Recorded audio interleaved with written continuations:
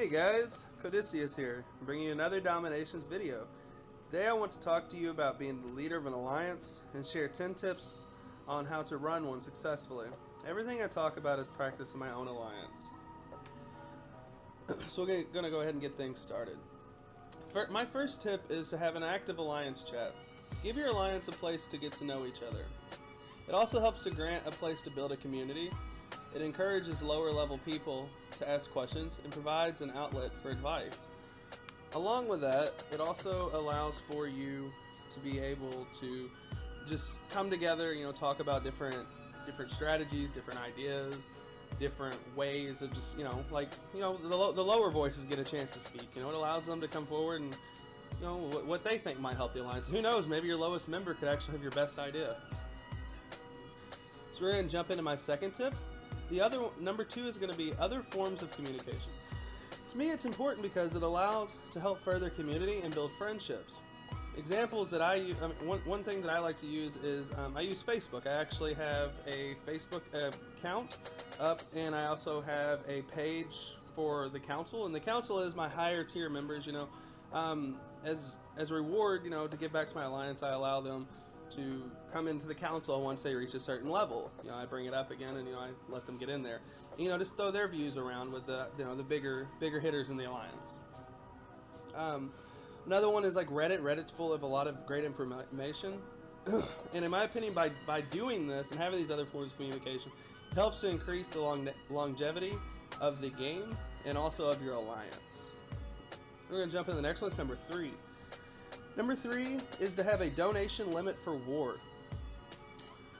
In my opinion, making a donation requirement helps to, show, like for instance, like your bigger players. You don't want like your top 10 people doing all the donating, and then you have people at the bottom who are just sitting by, have received 400 but donated 0.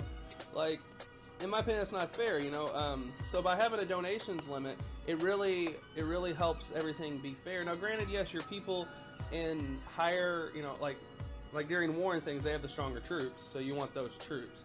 But beyond that, you really want to encourage donating, because you don't want to be the guy who requests and sits there for 6 hours waiting on someone to donate something to you. Alright, so the next step I'm going to talk about is number 4. It's going to be take time to help lower members rise. Your lower members will grow over time. Helping to encourage growth before advancing will help build a strong war force.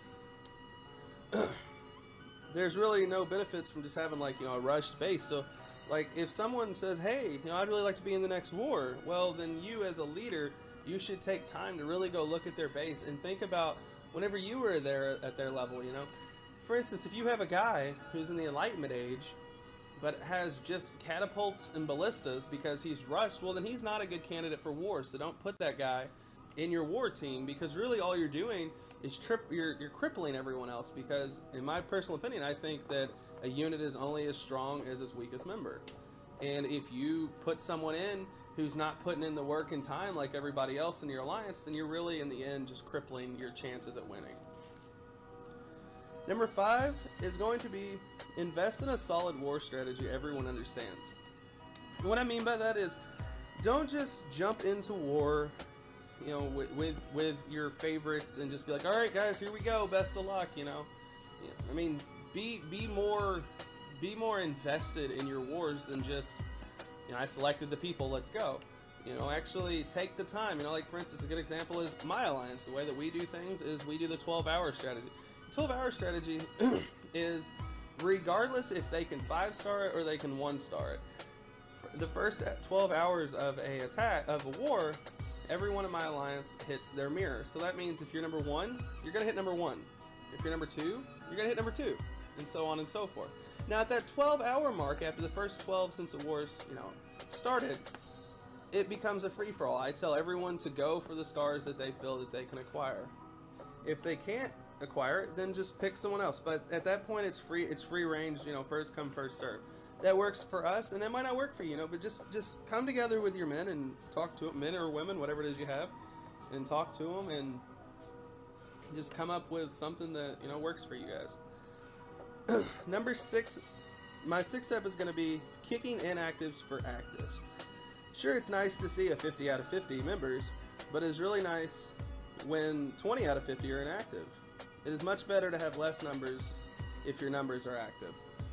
Now, what I mean by that is, if you have 50 people, woo, that looks cool, but what happens if only 10 of those are really doing the legwork? What about if it can even go beyond inactive? Kind of can go back to the donations thing. Like, how would you feel if you wasn't an alliance leader and, you had a guy who had 1,400 troops requested but donated like 30? Like, wouldn't you kind of get pissed at that guy? Like, why am I doing all this work but he's doing nothing? And on to second that, reward those people who are, reward them by, it's small things you can do, but one thing I do is if I know it's someone who's really active in the clan and they ask for a certain troop, if I have to spend crowns, I will go and train that special troop for them. Like, if they're like, I want a cannon, well, I'm gonna go train a cannon. I'm gonna get that troop to them to show them that I appreciate what they're doing.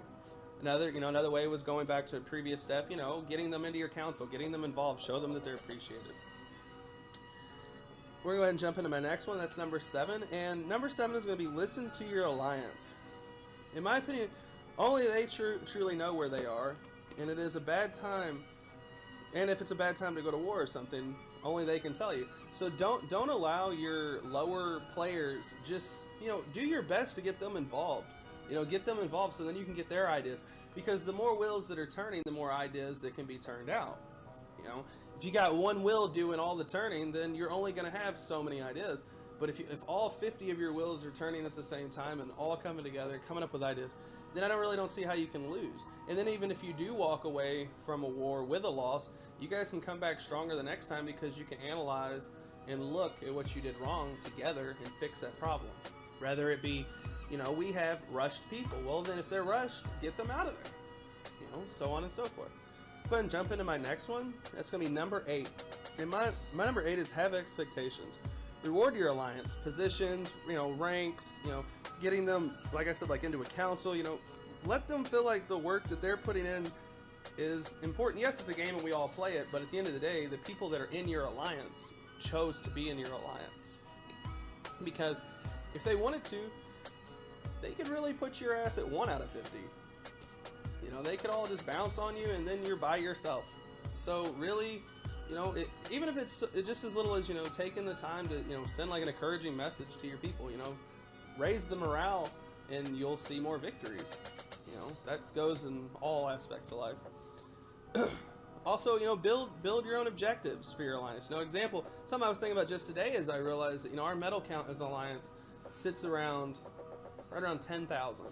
And that's because a lot of us really aren't too concerned with medals. But I think it'd be kind of cool just for like 1 week, just for all of us to go as high as we can and see how high how high your alliance medal count potential is, just for fun. We're gonna jump into the next one, number 9. And that's gonna be to delegate the power. Use your co-leaders. I'm sure you've had at least one guy be like, "Can I get co? Can I get co? Can I get elder? Can I, et cetera, et cetera." Well, give them something to go along with that. Like for instance, I've got quite a few co-leaders, and they actually do things. Like I have one guy, and what he does is he actually keeps track of donations. Like we have a policy of a minimum of 50 a week. It's not hard to reach. It's barely over 7 a day.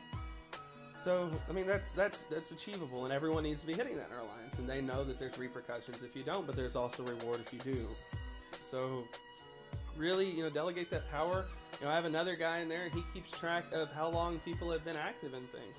I know this all seems like, whoa, I know a lot of you are like, whoa, he's too serious about the game. It's not that. It's we're all investing time in it, so why not, whatever it is you're doing, do it to the best of your potential. Why waste your time? And my last and final tip, and I'm sure you probably already know what it is above all, just breathe, have fun, because at the end of the day, it's a game.